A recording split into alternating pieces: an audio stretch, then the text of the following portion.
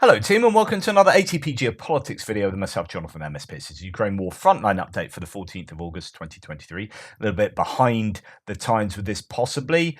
Trying to use the latest information that is coming out, whilst also dipping in a little bit to the ISW for some of the smaller details in certain places, with the knowledge that the ISW account is from yesterday. But hopefully, this is as up to date as you can get.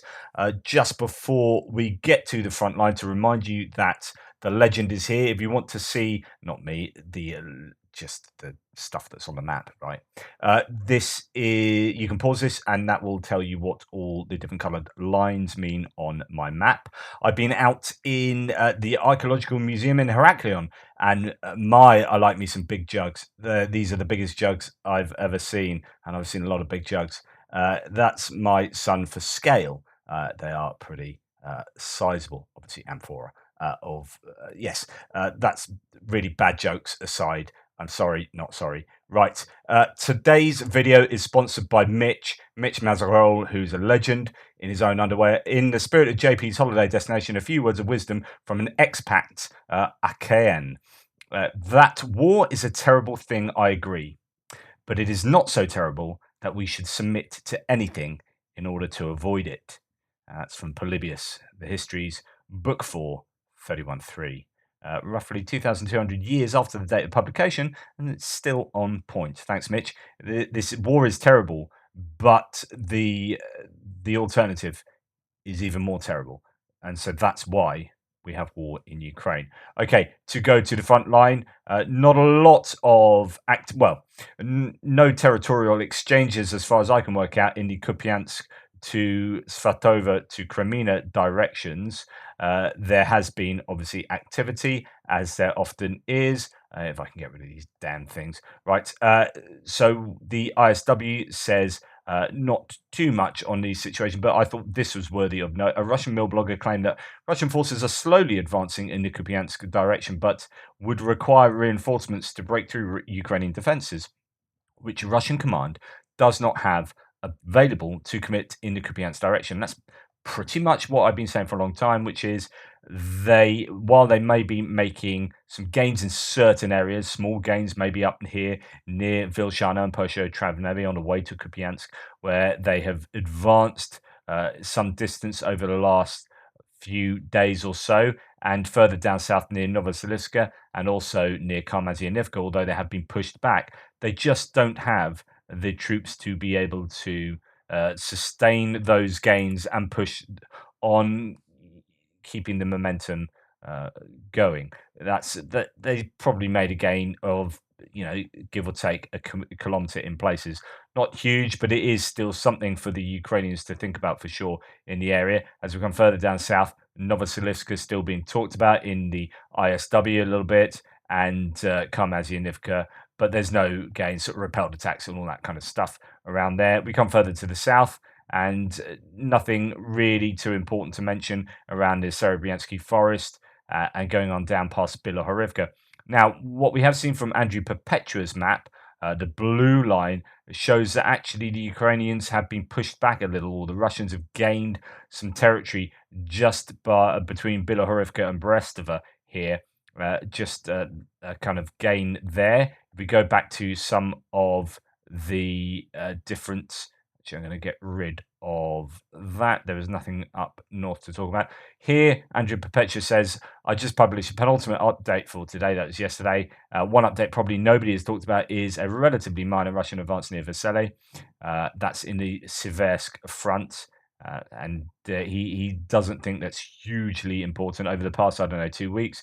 He says there have been many drone videos attacking Russian positions that have progressed gradually north. I'm not sure if these attacks tracked a Russian advance or if Russians were already there a while ago and I didn't notice. The forest strip here has been heavily shelled, and I believe Ukraine likely abandoned their position due to extreme damage from shelling. I really don't think this Russian advance means anything. So a fairly insignificant advance for the Russians, as he says. Make up your own mind as to whether you think it's significant or not. I told you this morning that there's been a lot of activity over the months up this kind of road, or is that the railway up there, where the Russians have lost quite a bit of equipment doing various attacks over time up in that direction. And yeah, so it's not been entirely fruitful for them all the time. And these kind of advances do come at a cost. But yes, the Ukrainians are under a little bit of pressure there. Not hearing too much about Bakhmut in general. It seems to have gone somewhat quiet. There's quite a bit of talk about the south, about Klishchivka, and we're going to talk mainly about that now. So, what happened? Well, yesterday I told you that, or this morning even as well, that Surya Maps here says situation south of Bakhmut. Recent video footage shows Russian army retaking control over the southern part of Klishchivka, which had been lost 48 hours ago following a Ukrainian army counterattack. Now, I have said a number of times, relying on people like Andrew Perpetua and others, that basically the Russians aren't in Klishchivka. They don't have control of Klishchivka, and Suryat Maps has them still in control of the whole of Klishchivka, possibly pushed out in the south to a degree, and then the Russians sort of pushed back, as according to this mapping and some video footage. But it doesn't really tell the whole story as far as I can work out. So it appears that the Russians may well have lost quite a bit of equipment in this area.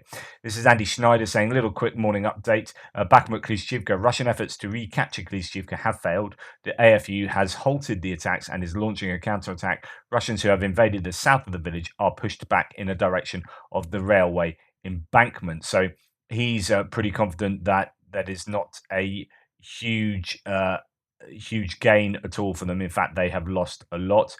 Just to take other little snippets into view here, he also says still Russian shelling in the forest south of Bakhmut, which suggests that the Ukrainian is present there. The Ukrainians made minor tactical advances in Bakhivka, Yehidny, and in the Rose Alley. I haven't heard too much about that, but he's suggesting actually that, and this is coming from this morning, that the Ukrainians have actually pushed back in Bakhivka, Yehidny, and Rose Valley. So that would be significant. I've not heard that from anyone else. But that would sort of put a stop to the advances that the Russians have been making, in particularly the Bakhivka area, over the last 2 to 4 days there. So that would be good news, but I haven't seen that anywhere else. But the idea that the Russians have successfully counterattacked here and Suryat Maps is correct. I think it is wrong. There's plenty of video footage. So here's some, and I'll pause it because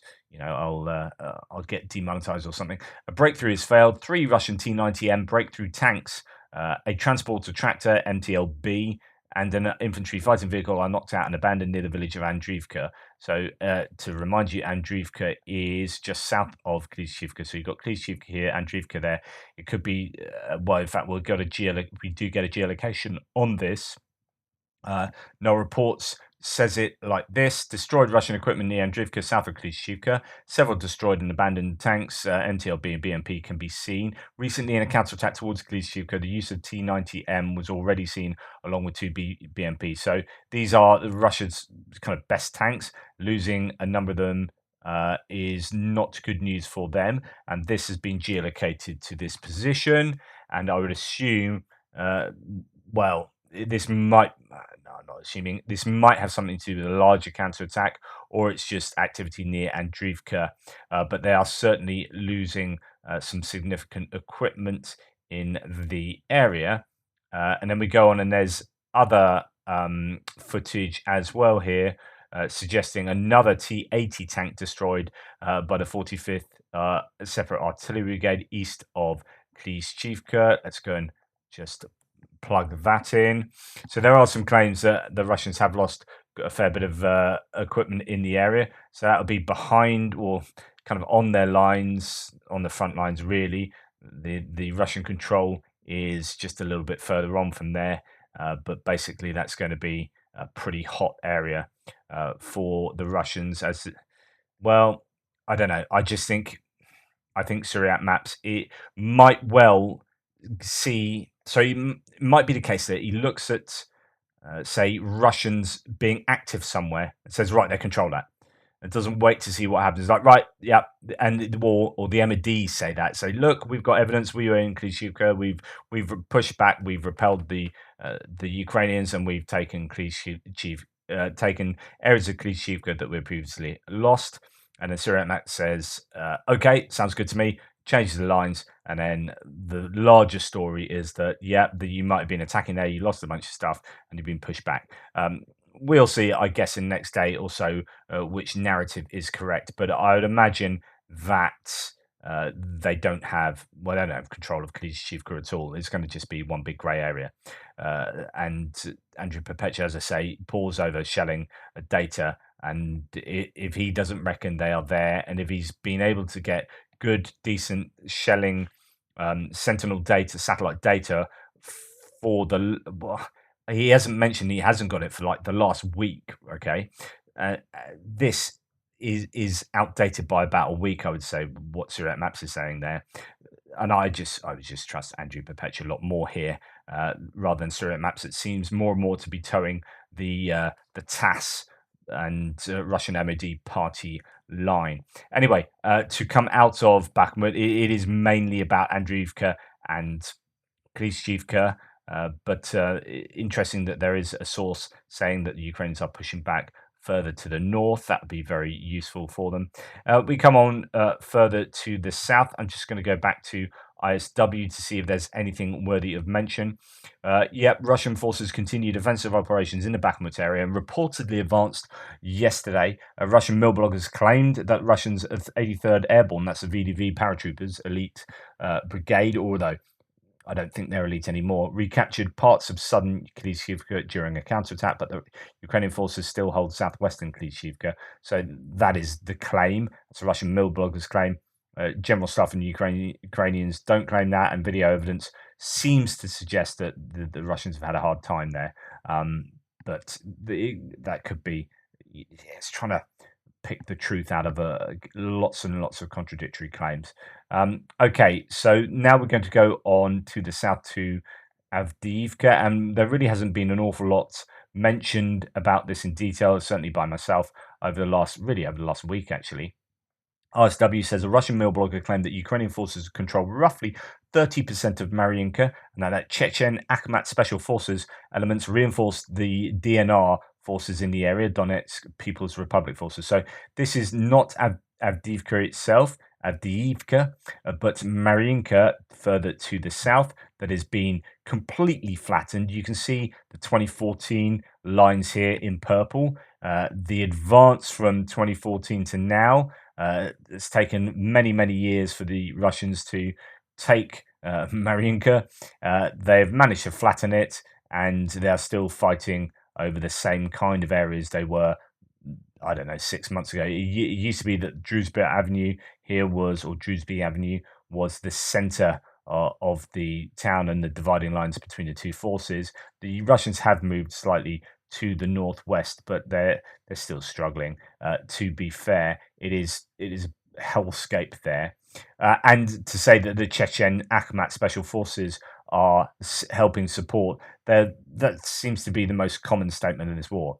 And the Chechen Akhmat Special Forces are assisting the troops there. I think by assist, are they just water boys or something? I don't know. Anyway, the mill blogger complained that it is pointless for Russian forces to continue attacking Ukrainian positions in the Avdiivka direction due to the strength of Ukrainian defenses and counter-battery combat in the area.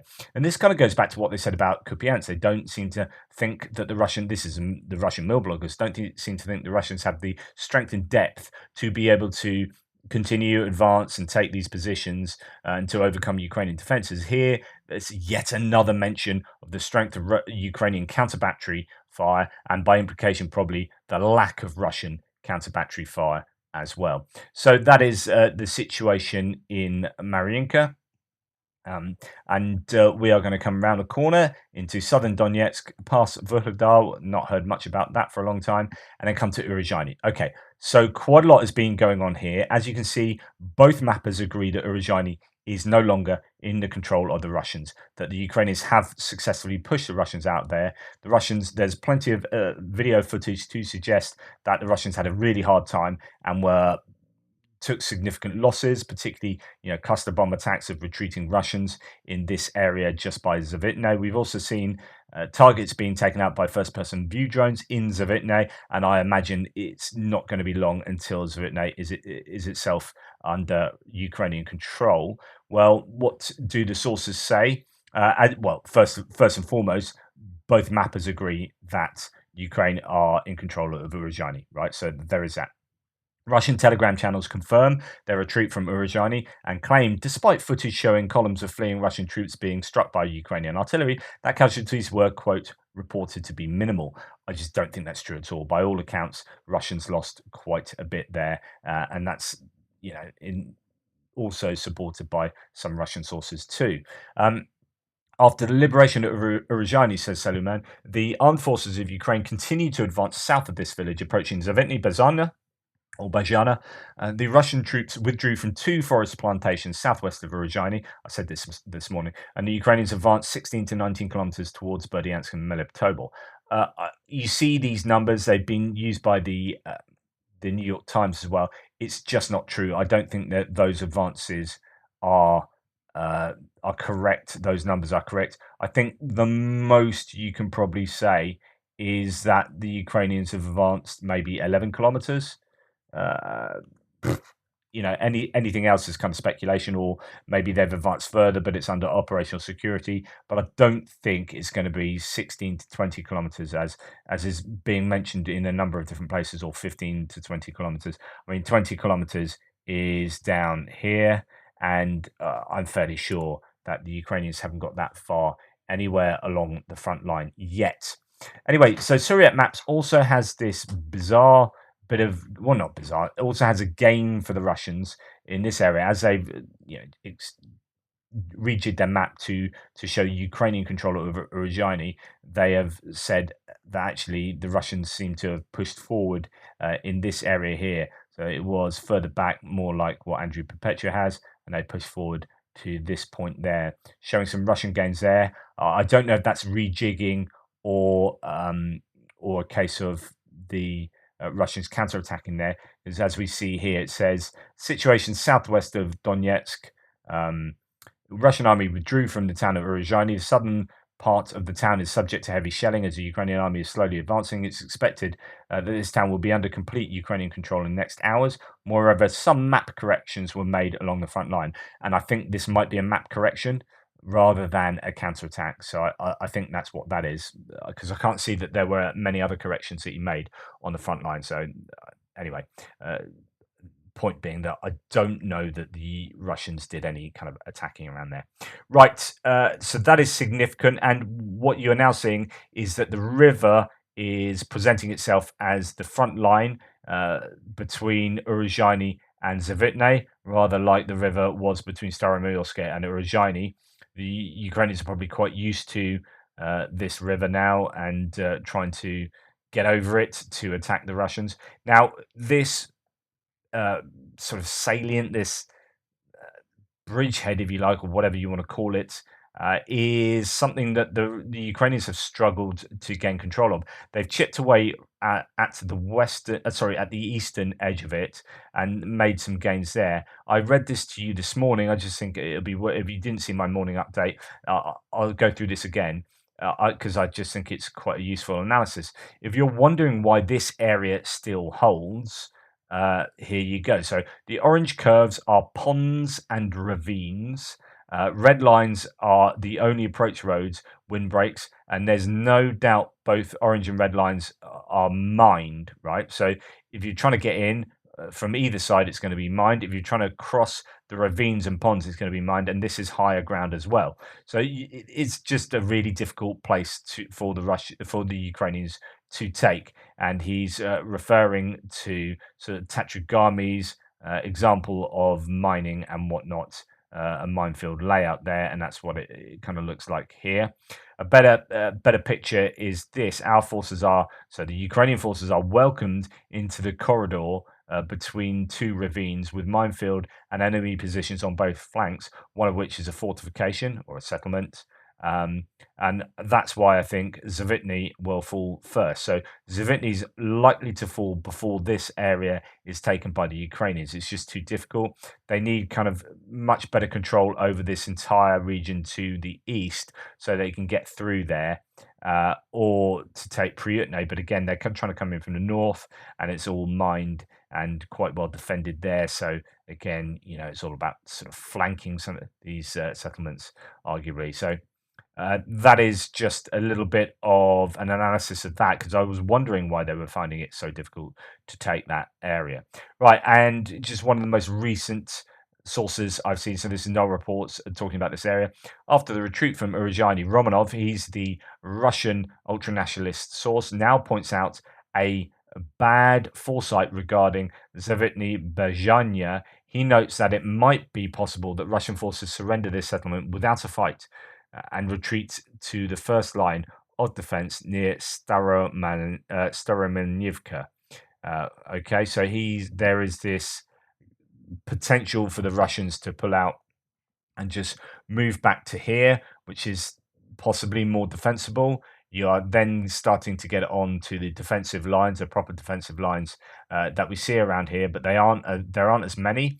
There aren't as many layers or levels of trenches here that you see down in Robotyne, where there's sort of 2, 3, 4 lines, and then those surrounding Tokmak as well.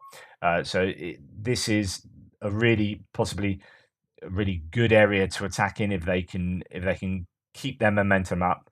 If their tails are up and they can take Staromanivka fairly soon, and that'll possibly you might be able to see them breach those trench lines and start making a move in a major sense down to Mariupol if they can then pile in their counteroffensive reserves into a breach of the line here, rather than get stuck in trench line after trench line after trench line here.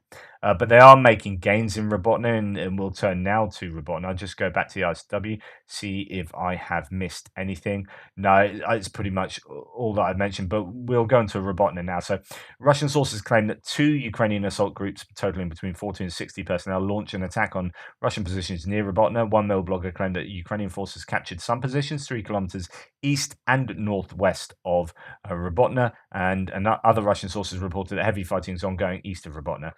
Russian sources claim that Russian forces ultimately repelled the attack and inflicted high personnel and equipment losses on Ukrainian troops. That could well be true. That have no idea.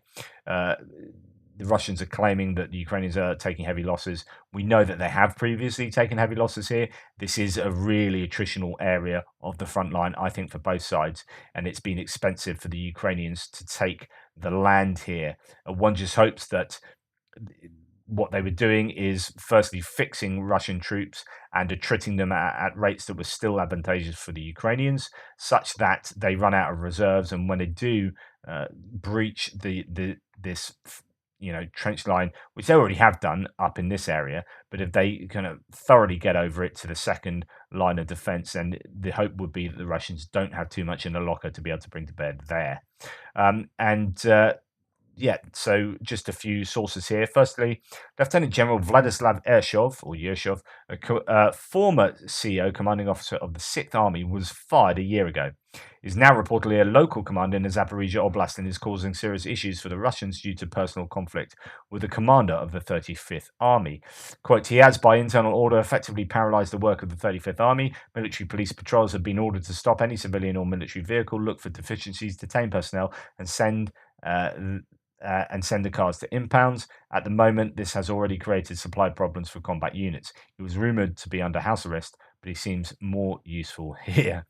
And I don't know, that comes from the source from Romanov again. He's one of these kind of doom posters that's very much a realist in the way that Igor Gherkin was, and tells it how it is, even though he is supremely ultra nationalist and wants Russia to prevail as much as possible. But he doesn't beat about the bush really.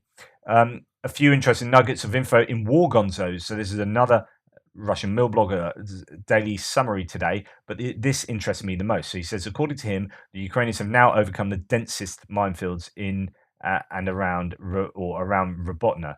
So that's good news, possibly for the Ukrainians. In the Zaporizhia direction, says War Gonzo, the Russian armed forces held all the positions in the Vasilivka area. On the Robotyne-Verbove line, the armed forces of Ukraine do not leave attempts to advance. The danger for the Russian units is that in this area, the Ukrainian units have overcome the main part of the minefields, but they do not reach the main line of defensive fortifications of the Russian armed forces. And then, just to give you an idea, and I did show you this to you this morning, but just to remind those who've already seen, this is Robotyne area. So I guess we'll go back to my map to show you what I'm talking about. So there's been some success for the Ukrainians, sorry, both to the east and to the northwest and I guess west of Robotyne. Differing claims as to whether the Ukrainians have successfully gained a foothold in Robotyne. We've definitely seen geolocated evidence that they have been in this area by the cemetery and by the road sign, and different claims, as to whether they are down the east a little bit and more further into the north. So anyway, that's what we're talking about, and the pictures I'm going to show you are probably going to be this area here, I think. So you got Robotyne there, and the area to the east. Now this is what it looked like before it was shelled. I mean, you can see a little bit of shelling in certain areas, possibly. I'm presuming that's what this is. So probably the Ukrainians targeting certain objectives in this area. But then as the video plays through, you can see what has happened subsequently. So then huge amounts of shelling taking place. Any brown area, along forest lines along here. This is exactly what Andrew Perpetua spends so much time looking at, poring over these satellite images to say, right, if this has suddenly turned up as brown, that means that the Ukrainians are hitting the Russians here. This is a Russian line, and this is likely the front line of control. So if they aren't hitting anywhere north of there, and this is where they're mainly hitting, then this is going to be the limits to the Russian control. So he draws his lines in accordance with what he sees in terms of shelling. Now, of course, you can get shelling behind lines. He'll have a good eye on sort of what's going on exactly. But you can just see how much devastation is wrought here on Robotyne, to the point where, at the end the whole thing is brown, and even satellite imagery of smoking targets, mechanized equipment being destroyed, and that is just a absolutely phenomenal amount of ammunition. And this is why Ukraine need millions of pieces of ammunition, because just this one town will have sucked up probably tens of thousands of pieces of ammunition, maybe even tens of thousands of pieces of ammunition. And then when you look at this whole front line going all the way up to Kupyansk and all the way down to Kherson and Dnipro River, firing every day, firing artillery at the enemy in virtually every single one of these places. That's just Robotyne. We've just seen Robotyne, this one small town and some fields outside it. Now think about what's going on to the west of there, to the east of there, and then think about what will need to be going on in 2 months' time somewhere else. That's why they need phenomenal amounts of artillery. Anyway, other than that, there isn't too much to mention. It seems fairly positional going to the west there. What do we have here? Oops, I've pressed the wrong button, so we'll come out of there. So the ISW then says Russian forces reportedly conducted unsuccessful attempts to restore lost positions in western Zaporizhia Oblast yesterday. The Ukrainian General Staff reported that Russian forces conducted unsuccessful attempts to restore lost positions east of Robotyne. A prominent Russian mill blogger claimed that Russian forces pushed Ukrainian forces from the eastern outskirts of Robotyne on August the 12th. So this is to go back to Robotyne. They were in the east and pushed out of the outskirts, as according to the Russian sources there. Quite what's happening today, being 2 days on from those claims, I don't know, but we shall see, no doubt, as the dust settles. And then we come on to the claims of what is going on in and around Kherson, both in Kozachi Lahiri and Antonivsky Bridge area, and I'm not really sure whether the Ukrainians have a foothold in Holodpristan area. There were claims the other day that they do, but I've not heard anything since. However, we do know that there's an awful lot of operational security in this area in particular. Anyway, talking about what's took place in Kazachi Lahiri, the bridgehead is about to get much wider soon, says P*11. The Russians report a huge column of Ukrainian vehicles going to Kherson, and so that is pretty significant. They're obviously going to be used for something. The claim is, I don't understand. 100 people have already sent me a personal message that a convoy is going from Mykolaiv to Kherson. Firstly, such information comes in every 2 weeks exactly on different channels. I don't deny that it is going, maybe rotation, maybe real forces and others. It's unlikely that they go in one continuous column. But what will I do? We can't hit with aircraft. There is a reason. There are no heavy systems that will reach there near the coast at zero. They are pulled back. In other words, they can't hit those columns because they don't have the ability to do that with pieces of equipment that have been pulled back from the zero line, from the sort of front line. Footage has been released, says Tendal, showing strikes upon Russian troops during the successful Ukrainian crossing of the Konka River near Kazachi Lahiri. According to the source, half of the Russian company has been eliminated before hiding in a farm and finally surrendering to Ukrainian forces. Coordinates of the Russians hiding in a farm. That's all caught on camera, so you can go and check that out. And that's implies some more success for the Ukrainians, and this is in the very western outskirts of Kazachi Lahiri, and where the Ukrainians have got their bridgehead. So that some of this footage coming out is also from further away than we thought. So this, Thomas Tyne is saying, I believe this video was filmed last Tuesday. That's like 1 week ago. Ukrainian troops have now advanced far beyond this point. So this is Ukrainian artillery smashing the Russians with cluster ammo at Kazachi Lahiri. This is 1 week ago, geolocated to this point here. And that video is going on below, but I'll get in trouble for showing it, no doubt. So hitting troops and whatnot during combat work, up to half a company of assault groups was destroyed, confirmed by additional reconnaissance, which after the battles tried to hide in a farm. So this is that same footage we were just talking about, and there are those troops either eliminated or surrendered, and that is taking place, as you know, there. So that was last Tuesday, right? So that's 1 week ago. It will be really interesting to know where the Ukrainians are now, because I think this is one of the most important places on the front line at the moment. Really could lead to something. Romanov, the Russian ultranationalist mill blogger, refutes other Russian channels that claim Ukrainian forces have been dislodged near Kazachi Lahiri. He also mocks these channels for repulsing attacks on Telegram. Quote, I'm afraid there are risks that soon we'll hear arguments like the left bank of the Dnieper is not convenient for the defense, although during the withdrawal from Kherson, it was declared as more advantageous for defense, he adds. Just, refuting what other Russians are saying. Someone is not telling the truth, right? Someone is, both could be incorrect, I guess, but, at least one of these sources is incorrect. And Romanov seems to be far more reliable at the moment than any of the other Russian sources we are hearing from. And that's pretty much it. The last sources here, Max23 saying Russian Vernkas, so Russian mill bloggers are panicking. And this is nothing new. Quote from one of them: it is reported that in the direction of Kherson, on the approaches to the right bank, a large number of moving military equipment of the Vushniks, the Ukrainians, is recorded. So again, referring back to what we heard earlier, these are mainly infantry fighting vehicles and auxiliary vehicles.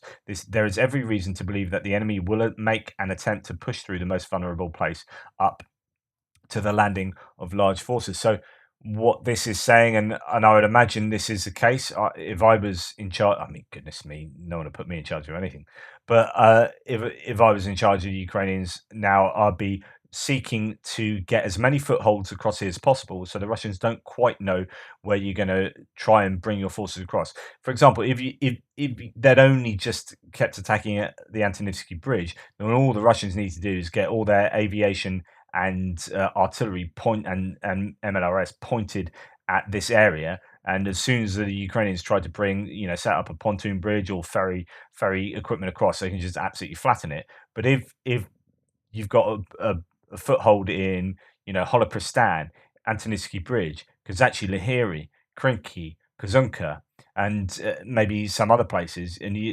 eventually you're thinking, right, we don't really know where they're going to be trying to cross, and then suddenly they're placing their infantry fighting vehicles on the other shore, and you have a real big problem on your hands. So I think this is all good news for the Ukrainians, but it's all going to come down to how successfully they can get that equipment across the river in order to bring it to bear against the Russians. Anyway, there you go. That's the Frontline update for today. Please like, subscribe, and share. Really appreciate all of your support. Thank you so much for understanding my situation at the moment. Well, being on holiday is not a problem, is it, for me? But it's not ideal in terms of getting consistent videos out at the sort of times you might expect and whatnot. Anyway, take care. Speak soon. Toodle pips.